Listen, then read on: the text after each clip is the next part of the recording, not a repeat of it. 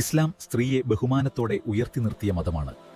അവൾ ഒരു പെൺകുട്ടിയായാലും ഒരു ഭാര്യയായാലും ഒരു അമ്മയായാലും ഒരു പെൺകുഞ്ഞ് ജനിക്കുമ്പോൾ ഇസ്ലാം അവളെ ഒരു ഭാരമായി കണ്ടില്ല, ഒരു അനുഗ്രഹമായി കണ്ടു.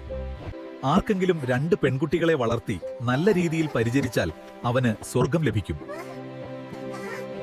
ഒരു യുവതിയായി അവൾ തന്റെ സ്വഭാവവും മാന്യതയും സംരക്ഷിക്കുന്നു.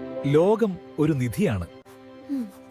അതിൽ ഏറ്റവും മികച്ച നിധി ഒരു സത്യസന്ധമായ സ്ത്രീയാണ്. ഒരു ഭാര്യയായി അവൾ ഒരു കുടുംബത്തിന്റെ സമാധാനമായി മാറുന്നു.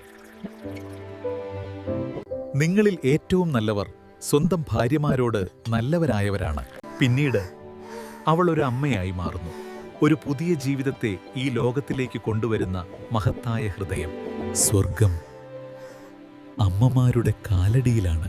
ഒരു പെൺകുഞ്ഞായി അവൾ ജനിക്കുന്നു, ഒരു യുവതിയായി അവൾ വളരുന്നു, ഒരു ഭാര്യയായി അവൾ ഒരു കുടുംബം നിർമ്മിക്കുന്നു, ഒരു അമ്മയായി അവൾ ഒരു ലോകം വളർത്തുന്നു.